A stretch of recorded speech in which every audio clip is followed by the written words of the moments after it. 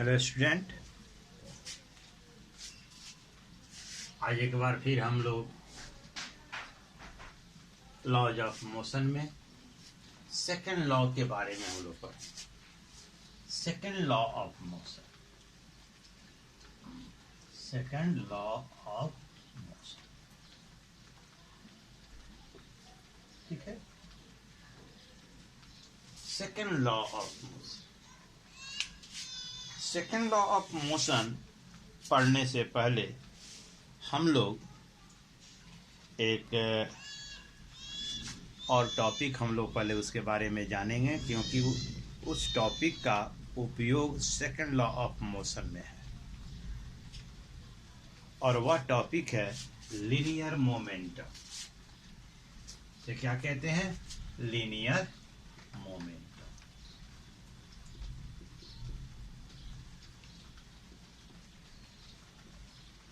Linear momentum किसे कहते हैं?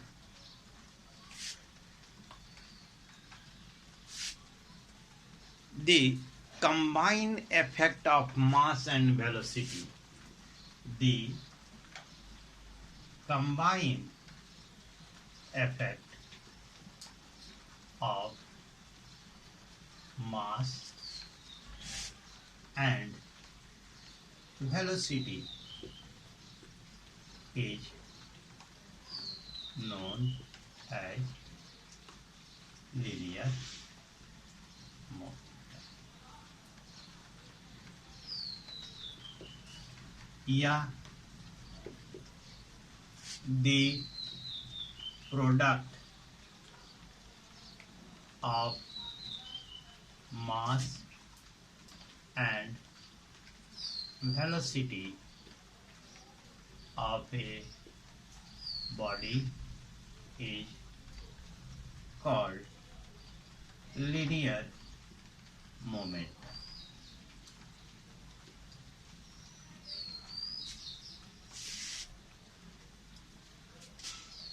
मास ऑफ बॉडी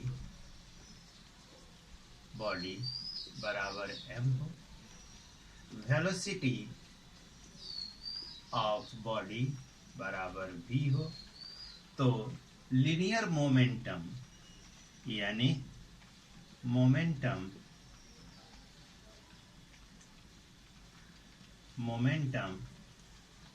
बराबर होगा mass into velocity. Linear momentum generally it is denoted, हम लिख देते हैं, it is denoted by small p। हम स्मॉल p से डिनोट करते हैं, तो p बराबर m v, ये हमारा linear momentum.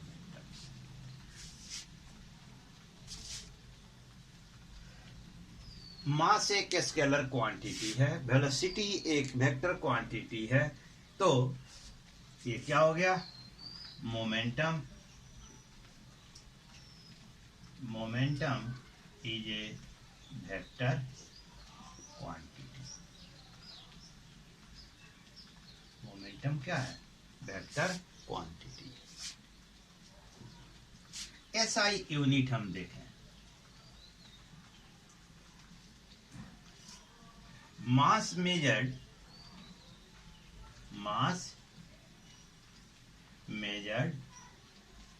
in kilogram,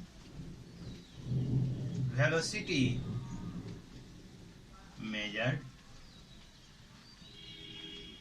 in meter per second, तो p की यूनिट है ना, यूनिट ऑफ p बराबर kg मीटर पर second. This is the unit, यानी किलोग्राम मीटर पर सेकेंड क्या है? यूनिट किसकी? मोमेंटम। ठीक है, तो यहाँ क्लास 9 में हम लोग वेक्टर रिप्रेजेंटेशन चूंकि हम लोग नहीं यूज करते हैं, नहीं पढ़ते हैं, है ना। क्लास 11 में हम लोगों को वेक्टर नोटेशन पढ़ना है, इसलिए यहाँ हमने वेक्टर नोटेशन नहीं दिया है, सिर्फ हमने आपको ये बता दिया कि momentum is a vector quantity. If you want to give, है ना, नोटेशन के रूप में आप देना चाहते हैं तो P is a vector quantity is equal to m V पर एक वेक्टर क्वांटिटी, यानी इस तरह वेक्टर नोटेशन देते हैं।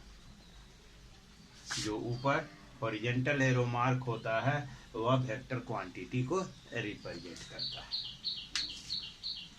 तो यहां हमने देखा कि लीनियर मोमेंटम की जो सिग्निफिकेंस है, हम देखें मोमेंटम की सिग्निफिकेंस है। अब सपोज दैट यहां देखें, एक एग्जाम्पल के जरिए हम समझें कि आपने कहेंगे कि सर मोमेंटम की, है ना, इसकी जो दोनों की कंबाइंड इफेक्ट होती है उसी के बारे में हम जानते हैं। Suppose that we have the two ball of same dimension,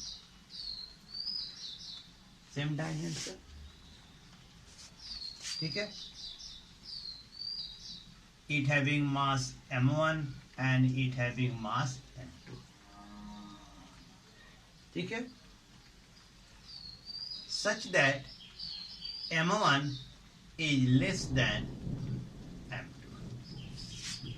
having the same dimension, ठीक है, सेम डायमेंशन यानी कि सेम शेप एंड साइज, है ना। डायमेंशन का अर्थ यहाँ क्या हुआ, both have the same shape and size, both are falling from a height, suppose that, है ना, यहाँ पर हीप ऑफ द सैंड रखा हुआ है,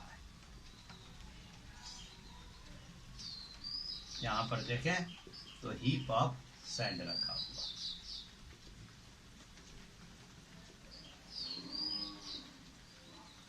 ये जो है हीप ऑफ सैंड है।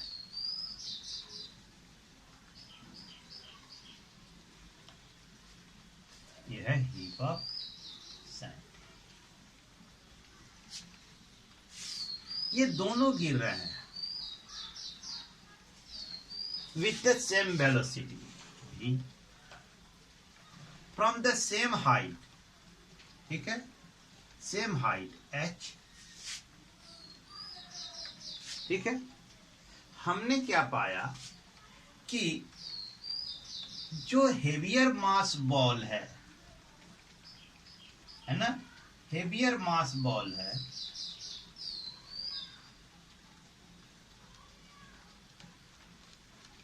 Maximum depress is the sand,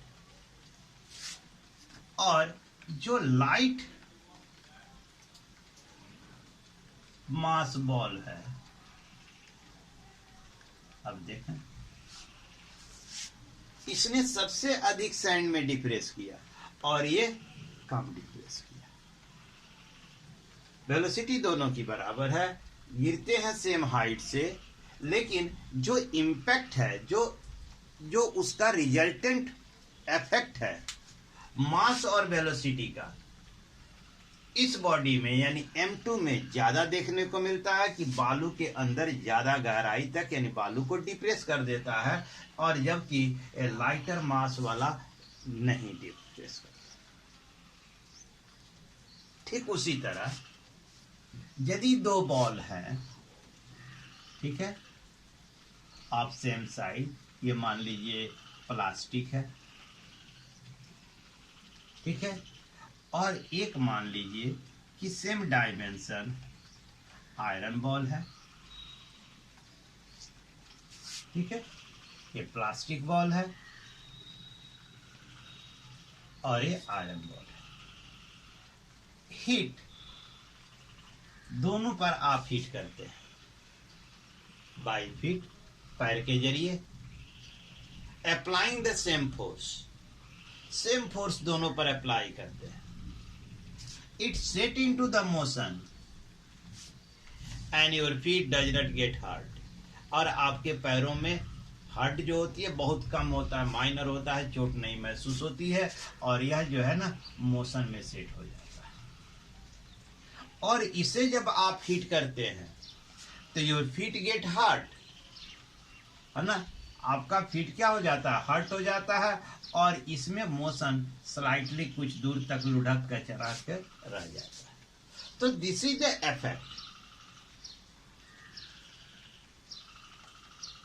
चूंकि इसमें मोमेंटम भी है ना, इसमें जो मास है वह हेवियर है, सेम फोर्स अप्लाई किया तो इसमें जो वेलोसिटी उत्पन्न हुई और इसमें जो वेलोसिटी उत्पन्न हुई वह v2 is less than v1। ठीक है। और इसमें उसी तरह एक ढेर सारे एग्जाम्पल हैं। ठीक है, बहुत सारे एग्जाम्पल आपके सामने देखने को मिलेगा। सपोज दैट एक ट्रक है, इसका मास है मान लीजिए कि 5000 किलोग्राम, और एक कार है, इसका मास है मान लीजिए 500 किलोग्राम। ठीक है ना, बोथ आर मूविंग, ठीक है ना, both are moving in opposite direction with the same velocity, with same velocity, and both get collide। दोनों अपोजिट डायरेक्शन में एक दूसरे को मूव कर रहे हैं और दोनों एक दूसरे से टकरा जाते हैं। तो टक्कर का तो who suffer the more damage, किसे सबसे ज्यादा डैमेज होगी, जिसमें जिसका मोमेंटम कम होगा। तो देखें इसका मोमेंटम हो गया 5000 की, यानी 5 × 10⁻³ और इसका मोमेंटम हो गया 5 × 10⁻²। It is clear the momentum of the truck is more than the momentum of the car, and the car suffer the more damage। ठीक है ना, इसका जो रिजल्टेंट होगा इस मोमेंटम का, उसका प्रभाव हमें किस पर देखने को मिलेगा, कार पर देखने को मिलेगा। ठीक है, तब यहां हम देखते हैं कि कार सफर मोर डैमेज। ठीक है, later on we will talk on some other examples after describe the second law of motion। second law of motion के डिस्क्रिप्शन के बाद हम लोग इस पर कुछ और एग्जाम्पल पर हम लोग चर्चा करेंगे कि लीनियर मोमेंटम का जो इम्पैक्ट होता है, जो उसका प्रभाव होता है ना, कैसे होता है और हमारे दैनिक जीवन में इसका क्या प्रभाव। तो आइए देखते हैं second law of motion.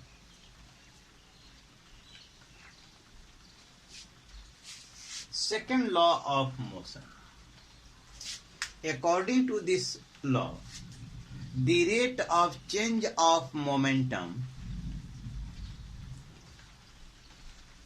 is directly proportional to the magnitude of applied force।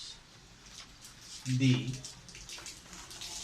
rate of change of momentum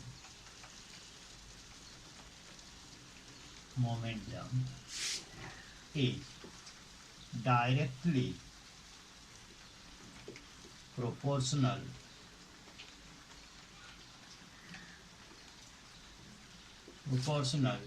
to the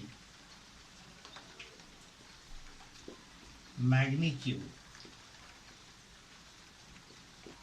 of applied force। The change takes place in direction of force. ठीक है, तो कहता है कि the rate of change of momentum is directly proportional to the magnitude of applied force. The change takes place in the direction of applied force. Direction of applied force. Applied force. ठीक है, मान लिया suppose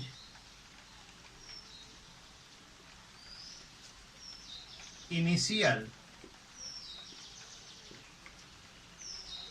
velocity of body बराबर u, final velocity of body बराबर v, mass of body बराबर m. ठीक है, applied force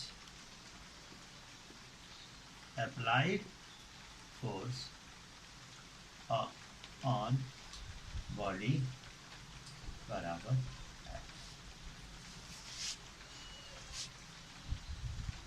ठीक है, ये आपको डाटा है.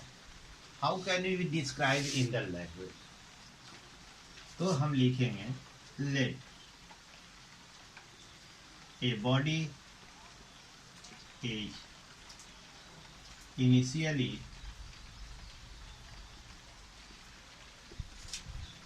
Moving with velocity u, a force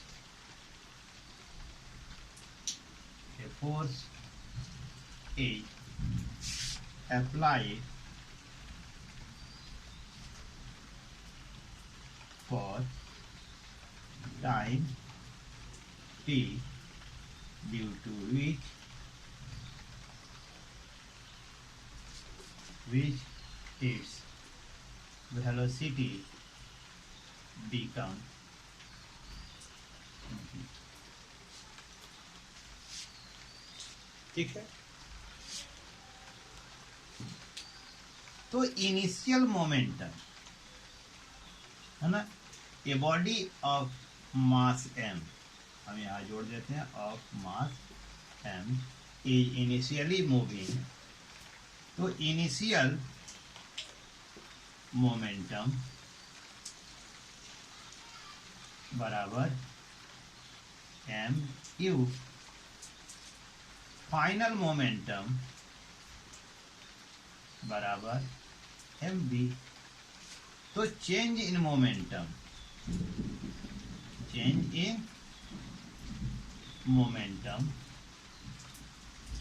बराबर m we minus M u, यानी final momentum minus initial momentum. This is the changes takes place in time t.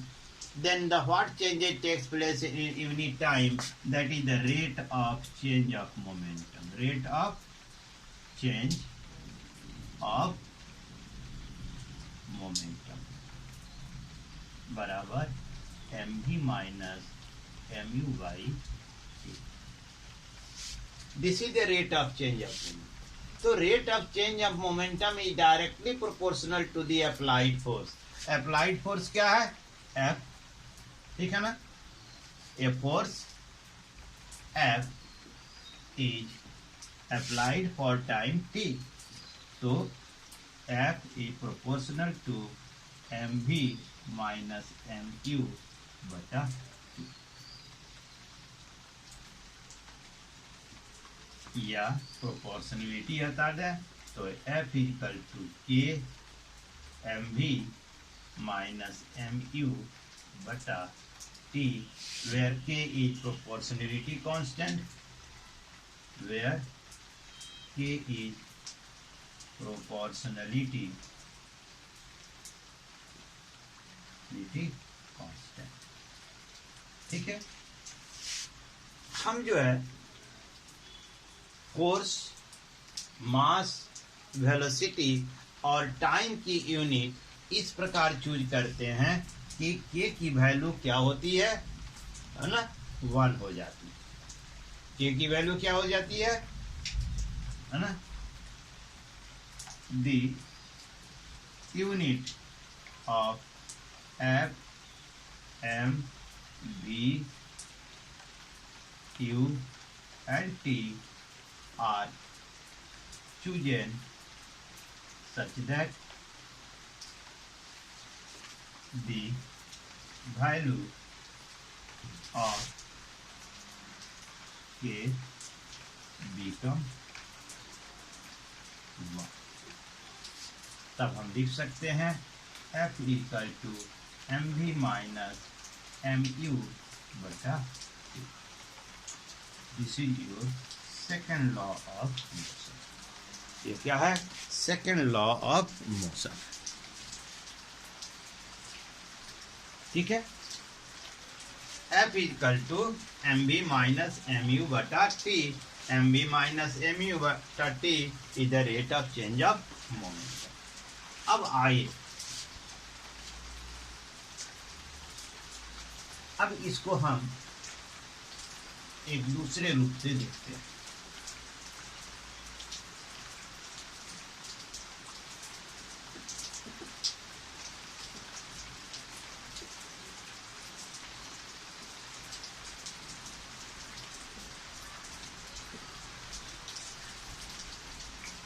थोड़ी देर पहले हमने देखा F is proportional to M we minus M you बटा।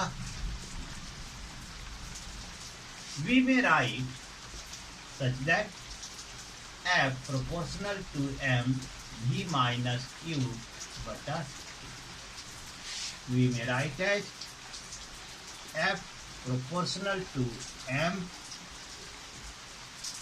है ना, और तब लिखे v माइनस क्यू बटा टी। तो v minus u that is change in velocity बटा time, that is the rate of change of momentum. Velocity is called acceleration. The rate of change of velocity is called acceleration, that is f proportional to m, है ना। v minus Q बटा T बराबर a, है ना, acceleration. यानी force is directly proportional to the product of mass and acceleration. ठीक है ना।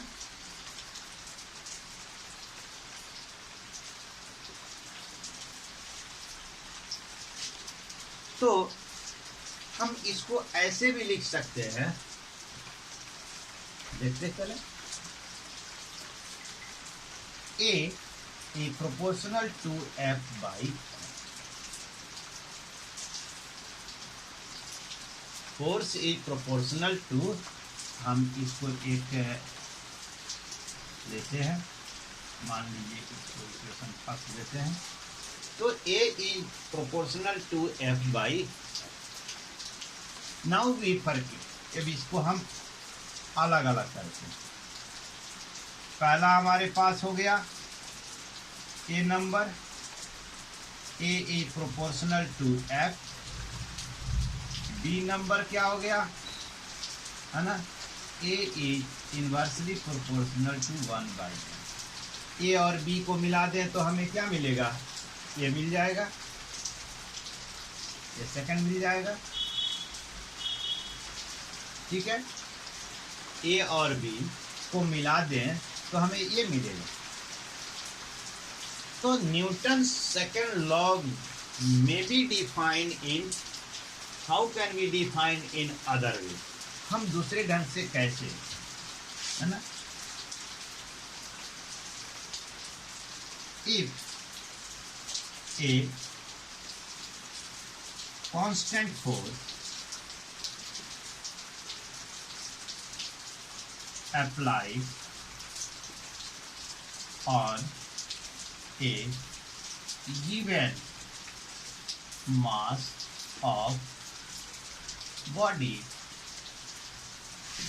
and acceleration is produced. The produced acceleration is directly proportional to the applied force and inversely proportional to the mass of body. देखिए कितना बढ़िया। यदि किसी दिए गए मास के बॉडी पर एक कांस्टेंट फोर्स अप्लाई किया जाए तो उसमें एक्सीलरेशन उत्पन्न होता है। जो एक्सीलरेशन उत्पन्न होता है वह एक्सीलरेशन अप्लाइड किए गए फोर्स के प्रोपोर्शनली यानी डायरेक्टली प्रोपोर्शन होता है और मास ऑफ बॉडी के इन्वर्सली प्रोपोर्शनल। इससे हमें क्या रिजल्ट मिलता है जरा ध्यान से देखिए। Higher be the mass if the same force applied on the two body of different mass, ठीक है। If the same force applied on two body of different mass, यदि तो क्या होगा, जो एक्सीलरेशन उत्पन्न होगा, मास कम होगा एक्सीलरेशन ज्यादा होगा, मास अधिक होगा एक्सीलरेशन कम होगा, ठीक है। If the same force apply on the two different masses, है ना, mass of body, then the produce acceleration will be more in the lighter mass and the less acceleration produced in the heavier mass. दूसरा हमें क्या निकलता है conclusion कि force की magnitude जैसे जैसे बढ़ाएंगे तो बॉडी में जो एक्सीलरेशन उत्पन्न होती है वह एक्सीलरेशन वैसे वैसे बढ़ेगा, यानी फोर्स बढ़ता जाएगा एक्सीलरेशन भी बढ़ेगा, फोर्स कम होगा एक्सीलरेशन भी कम। ये हमें इस चीज से, इसको जो हम आगे की रिलेट कर चले हैं तो हमें ये रिजल्ट मिला। तो अब देखें, ये यहां से देखें 2 नंबर को हम देखें।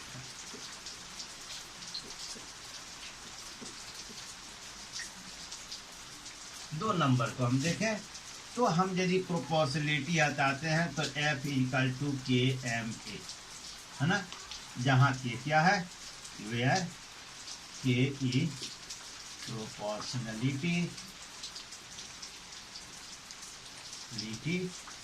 constant, ठीक है। The unit of F, M and A are chosen such that the value of K becomes 1। तब क्या हो जाएगा, F = MA। अब यहां देखें, F एक वेक्टर क्वांटिटी है, A क्या है, वेक्टर क्वांटिटी, ठीक है ना। तो यानी हम पीछे भी बताएं वेक्टर नोटेशन में यदि हम करें तो F ये हो गया बराबर MA वेक्टर नोटेशन में। तो हम देखें हमारे पास 2 चीजें देखने को मिली। एक क्या मिला, F = MB - MQ/T, ये हमें एक मिला, पहला हो गया। दूसरा हमें मिला F = MA, ये हमें दूसरा हो गया, ठीक है। अब हम देखें, चूंकि मोमेंटम को हम किससे रिप्रेजेंट करते हैं? किससे रिप्रेजेंट करते हैं? हाँ, स्मॉल p। तब यह इनिशियल मोमेंटम हुआ तो वी में राइट pi, या फाइनल मोमेंटम हुआ तो वी में राइट pf। तो f इक्वल टू बाई, ठीक है।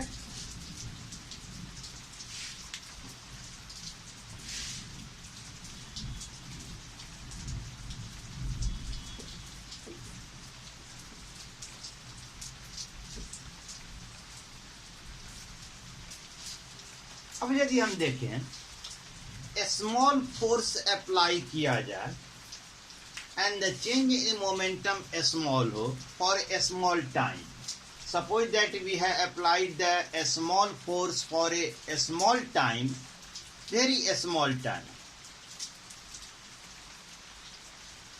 which leads to the change in momentum very least, then it is represented by df. df is a small force applied, so df is equal to dp by dt। ये एक आपके पास 3 number हो गया, 3 number तो उधर दिया था, ये 4 नंबर, ठीक है। तो इस तरह हम कहें कि एक तरह से हमारा डिफरेंशियल फार्मूला भी है। हालांकि क्लास 9 में आपको इस चीज़ को नहीं पढ़ना है, लेकिन फिर भी हमने आपको दिया कि for a small time if A small force is applied, है ना, causes the small change in the momentum which is given by df equal to dp by dt. dp is a small change in momentum, dt is equal to a small time, df is a small force. Is clear? This is the second law of motion. तो बच्चों, आपने second law of motion से पहले आपने linear momentum के बारे में जाना, ठीक है। लीनियर मोमेंटम किसे कहते हैं, फिर आपने सेकेंड लॉ ऑफ मोशन के बारे में जाना, ठीक है। अब हम इन द नेक्स्ट वीडियो में हम आपको कुछ लीनियर मोमेंटम और सेकेंड लॉ से रिलेटेड कुछ जो है ना प्रॉब्लम्स पर चर्चा करेंगे, है ना। Till then have a nice day, thank you.